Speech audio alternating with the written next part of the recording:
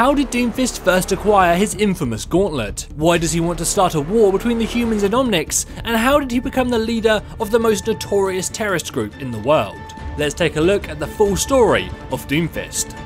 Long before he took up the title of Doomfist, Akande Ogundimu was born into a wealthy and well-regarded Nigerian family. From a young age, Akande fell in love with competitive martial arts, training in both traditional African fighting styles as well as wrestling and other modern fighting techniques. He competed all over the continent, and his skills in mixed martial arts and tremendous natural speed and strength gave him an edge over the opposition.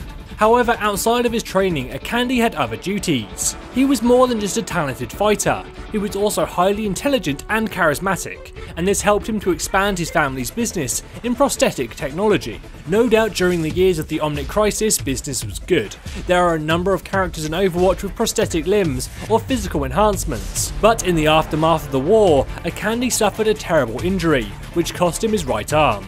Of course, he was able to replace it, and truth be told, his new arm made him even stronger. But this prosthetic limb rendered him ineligible to enter his beloved martial arts competitions, instantly ending his career and leaving him frustrated. Instead, Akande decided to refocus his efforts into building his family's business, but nothing could fill the void that fighting left behind, until one day he was offered an opportunity. He was introduced to the second Doomfist, otherwise known as the Scourge of Numbani, and he offered Akande the chance to fight for him as a mercenary. Akande was of course wary, but the need to fight got the better of him, and after accepting the offer, he found he now had a new arena, where he could unleash the full force of his enhanced capabilities. Eventually he was drafted into Talon itself, and Akande saw an even greater opportunity. Within Talon, he could not only use his combat skills, but also his talents in the boardroom. Talon's leaders also saw the potential for Akande, and although the current Doomfist was a useful asset, he was little more than a thug, content to profit from raids on Numbani. Akande, however, could be so much more than just a soldier. The man had the intelligence and ability to lead. Eventually, Akande killed his mentor and took the title of Doomfist for himself, along with the Gauntlet.